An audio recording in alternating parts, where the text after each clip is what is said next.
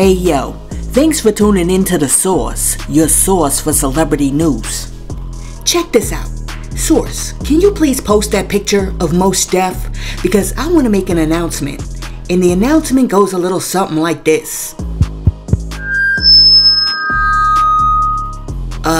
The black delegation would like to trade P. Diddy. Oh my goodness. Classic Chappelle. Oh, wait a minute. Mos Def is back.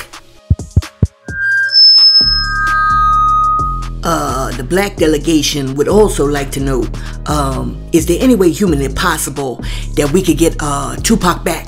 This world is such a, and when I say this world, I mean it. I don't mean in an ideal sense. I mean in every day, every little thing you do. It's such a, gimme.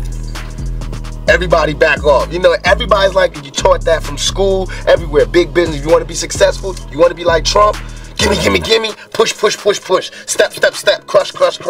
That's how it all is. And it's like, nobody ever stopped. Just, you know, I feel like, instead of us just being like, slavery's bad, slavery's down, bad whitey. I mean, all right, let's stop that. And everybody's smart enough to know that, I mean, we've been slighted. And we want ours. And I don't mean by like ours, 40 acres in the mule, because we're past that. But we need help. I mean, for us to be on our own 2 feet, us meaning youth or us meaning black people, whatever you want to take it for us to be on our own 2 feet, we do need help. Because we have been here, we have been a good friend. If you want to make it a relationship type thing, we have been there, and now we deserve our payback. It's like you got a friend that you don't never look out for. You know, you dressed up in jewels. Now America's got jewels, and they paid and everything, and they lending money to everybody except us. And it's like, you know, everybody need a little help on their way to being, you know, self-reliant. You know what I'm saying? That's the whole thing about the album, about the Special Olympics. Everybody need a little something and they to be independent. No independent person just grew up and was born independent. You worked and you learned teamwork and you learned cooperation and unity and struggle, and then you became independent. And we have to teach that and instill that. And why is it that they want to do that? I mean, if this is truly a melting pot in the country where we care about it, and Lady Liberty got a hand like this, she really loves us, then we really need to be like that. And it needs to be the black kids. If there's a white person who got money, then he need to help them. He need to help black kids, Mexican kids, Korean kids, whatever. But it needs to be real. And it need to be before we all die, and then you say, oh, I made a mistake. We should have gave them some money. We really should have helped these folks. It's going to be too late. You know what I'm saying? And then that's when you got to pay your own karma. And that's when God make you punish. When God punishes you. Because I feel like, you know, it's too much money here. I mean, nobody should be hitting lotto for 36 million and we got people starving in the streets. That is not idealistic. That's just real. That is just stupid. There's no way Michael Jackson should have, or whoever Jackson, should have $1,000,000 billion and then there's people starving. There's no way. There's no way that these people should own planes and their people don't have houses, apartments, shacks, drawers, pants. You say to people that say, well, they earned it. Now you go out and you're earning it. If they earned it, then I think that that's good, and I think that they deserve it. But even if you earned it, you still owe. Because look at me, I don't have that mega money, but I feel guilty walking by somebody. I got to give them some mail. And if I know I got $3,000 in my pocket, I feel like it's wrong to give that person a quarter or a dollar. It's wrong.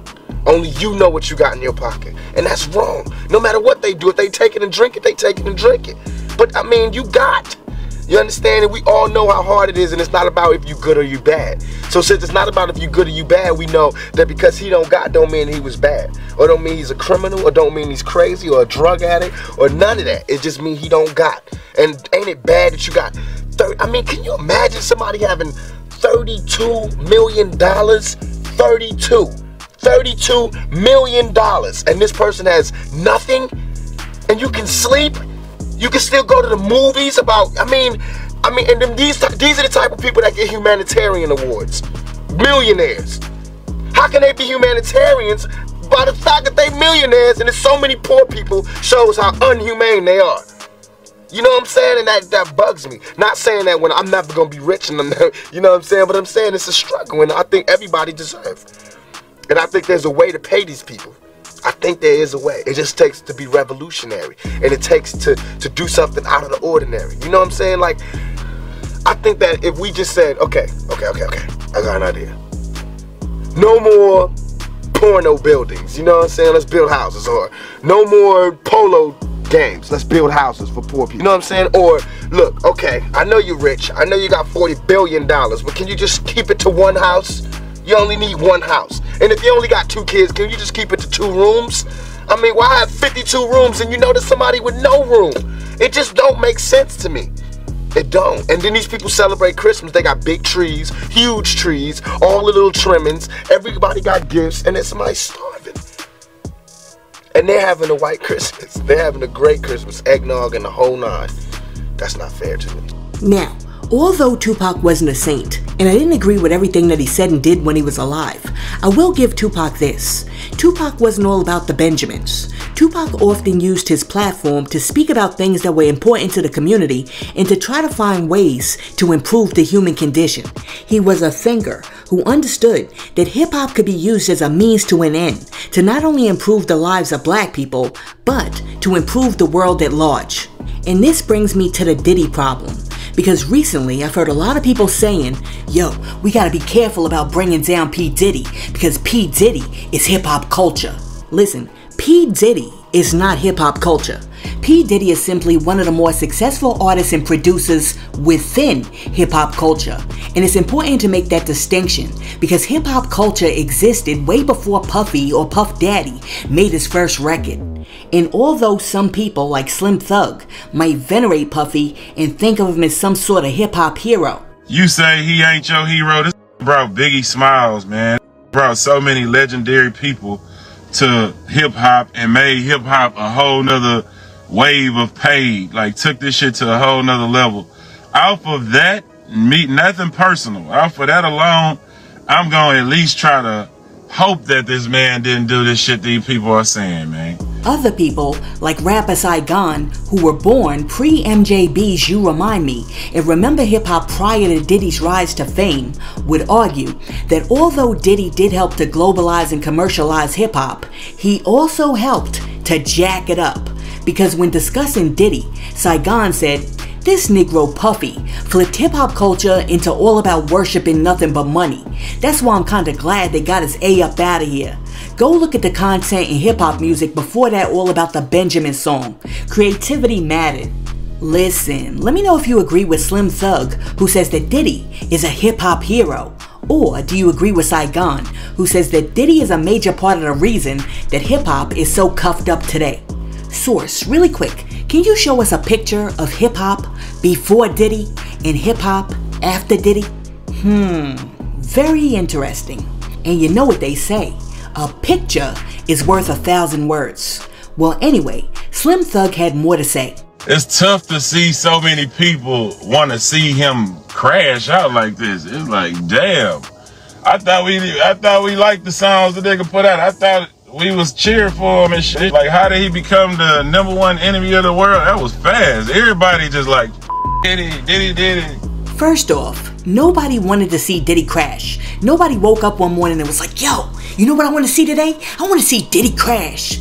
No, instead, P. Diddy was in the driver's seat of his own life, and he's the one that crashed. Now, on top of that, this is not something that happened overnight. Diddy's been getting away with moida for years. And what Slim Thug needs to understand is that nobody's out to get Diddy. What we want is for him to be held accountable for his actions. This man allegedly hurt a whole lot of people, and you want us to forget about that just because he took a hot sample, he looped it and put a beat behind it? Get out of here with that. See, some of y'all out here are way too hypnotized with celebrity, and y'all will let these celebrities get away with all types of depravity just because they gave you a good song. Forget that right there, because anybody can rap over a beat. For example, check out P. Diddy's new potential artists. Bad boy.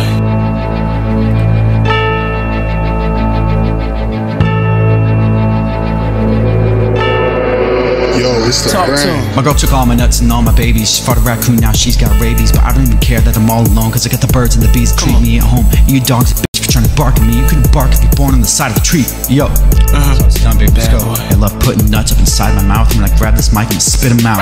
What? No, I'll cut that part out. Cause I'm feeling like I'm running and I gotta get away. And I gotta watch out for the birds of prey. Cause the hawk and the eagle eat my people. Why is this world so nuts and evil? I like this right here. Yo, will y'all stop it with the darn memes? Anyhow, what we want from P. Diddy is accountability. And nobody claims to appreciate accountability more than P. Diddy. It shit ain't fucking funny. That's the problem. Y'all don't know how to be accountable. I'm accountable. I'm accountable. I coach my son's football team. I'm there every week. I'm accountable. I'm running a marathon. I'm accountable. I'm motherfucking design Sean John clothes. I'm accountable. I pay all y'all motherfucking checks every week. I'm motherfucking accountable. I'm on 106 in Park, MTV. I run around the motherfucking 50 city states. I'm having a meeting trying to teach y'all niggas something. I'm accountable. I'm accountable. It's my responsibility to run this company. I'm accountable. I don't make no excuses. See, you gotta be accountable. Anyhow, Boosie jumped into the mix, and he's like, yo, what I want to know is where all this ninja's friends at? Where all the people that was partying with him and like bigging him up when he was like doing his thing? Why they not with him when he's down? How come all of a sudden all of these celebrities that been partying with Diddy are nowhere to be found? I don't hear none of them who was at Diddy shit toasting with that champagne every year. Having speeches with me. Ain't nobody speak up for this man or nothing. When you're on top of the world, it's a celebration. When you're on the bottom, it's a denilation. Make it make sense though, bro. Like, come on, man. All y'all to have them champagne glasses over with them suits on for all these brunches and all these. Nobody got nothing nice to say. All these colleges got millions from this man. Ain't nobody got nothing nice to say. That's why you ain't gonna see too many around me who was around me before I went to jail. You don't see too many around me because the did me like Diddy people. I'm just saying though, all them damn friends he used to have all these years, these athletes, these entertainers, entrepreneurs, putting their glasses up with him, toasting, listening to his speeches. They probably knew, bro. They probably knew. But now that shit done hit the fan, ain't nobody trying to say nothing for that nigga hit me, bro. Damn, but if you're a friend, you're a friend, G. Yeah, thanks. A friend, you're a friend. It's still an allegation. Until the facts come out. But a friend is a friend. A friend is a friend. A friend with you, bro. A friend with you right or what? Wrong. All wrong. You still hug your friend. Even if you knew what was going on, a friend is a friend. Listen, I agree with Boosie, but this whole Diddy thing just goes to show you that mad people are fake. Because let me tell you something, I thank God for this. I have friends that I've known from like day one that if somebody accuses me of some nonsense, they're gonna come out and defend my honor. They're gonna be like, not Sauce. Sauce wouldn't do that. And I find it absolutely crazy that out of all of these people who supposedly rock with him for all of these years, not one of them has come out to say, not P. Diddy. But like Houdini once said, friends, how many of us have them? Friends, ones you can depend on. Not a lot of people. But as I was thinking about it, it occurred to me, it's not that P. Diddy doesn't have any friends, but what might be going on is that all of P. Diddy's friends / celebrity pals may have all been in situations with P. Diddy where they were forced to sign that infamous NDA, which is ironclad. I mean, you can't say nothing about Diddy for like your entire life. You can't tell your kids, you can't tell your mother, you can't tell your husband, you can't tell your wife, you can't tell your dog, you can't tell your cat. I mean, you can't even tell Alexa anything about P. Diddy. Watch this. Alexa, I want to talk to you about what happened at P. Diddy's party last night. Diddy said you can't talk to me about that. See? Ironclad NDA. Let me stop playing, but here's what P. Diddy's NDA really does say. The title reads Standard Combs NDA, and the actual agreement reads as follows. This confidentiality agreement is made and effective as of Friday, September 9, 2022, by and on behalf of you. The term you shall include you, your estate, each corporation and or other business entity in which you have an ownership or beneficial interest, and any and all persons and or entities owned and or controlled by you and or such businesses. For example, affiliates, employees, officers, directors, managers, accountants, and agents, and all of your respective heirs, executors, representative, administrators, employees, licensees, successors, and assigns. for good and valuable consideration, the receipts and sufficiency of which are hereby acknowledged by you, you hereby irrevocably agree as follows.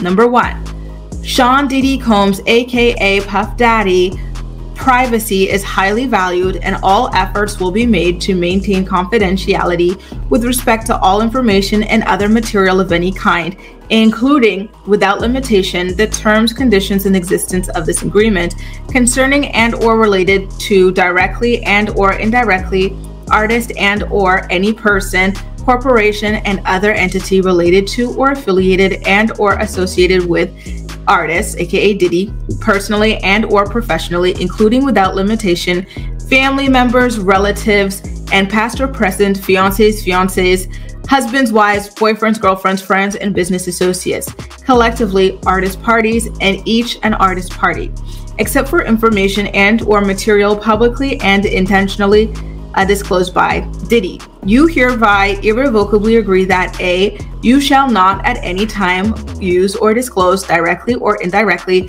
to any one of the following information.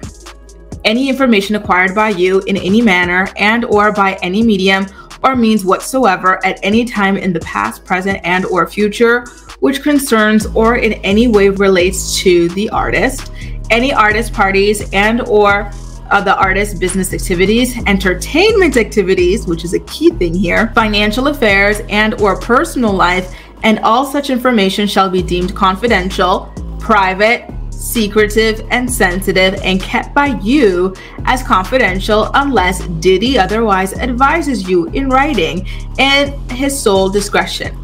Alright, so you guys get the point, because there's like 3-4 more pages of this. The bottom line is this: you can't talk about Diddy, you can't talk about the parties, and you certainly can't talk about anything that happened while you were chilling with P. Diddy during his personal time, which may be a key indicator that all of these people who are radio silent have signed one of Diddy's NDAs at some point in time, which tells me that Boosie wasn't at one of those freak-offs. Good for you, Boosie. Now, unfortunately, for some of the celebs who could potentially be linked to P. Diddy and his alleged criminal activities, NDAs might not be enough to save them, because TMZ has reported that someone on the NFT crypto exchange site who purports to be in possession of a lot of Diddy footage over the years, much of which they claim features him in some very compromising positions, has listed the footage for sale. More specifically, the listing claims to have video of Diddy partaking in what is described as various dubious activities, and the listing also says that any interested party can have all 13,000 Diddy files for $1.5 million. Oh my goodness, listen, I personally think that this right here is a hoax. But you never know. I mean, so many strange things have been happening lately that it's like you can't even tell what's like far-fetched or not. But I will say this, 50 Cent did say that he would be willing to pay for some video footage. Listen, 50 probably has his people on that site right now making that crypto purchase. Now, check this out. While no one would like ever realistically argue that I'm pro Diddy, you can argue that I like to be fair. So let me tell you this, I was watching a video of the raids the other day, and something caught my eye and bothered me. When Homeland Security brought out Justin and Christian from the crib, right, and they had them cuffed up and put them on the lawn, they said that the reason why they put them in the handcuffs is because it was protocol to handcuff anybody who was on the property to make sure that all of the officers were safe, right? However, when you take a closer look at the video, some of the people who are on that lawn with Justin and Christian are not cuffed up. But the thing I keep thinking, it's the afternoon in LA.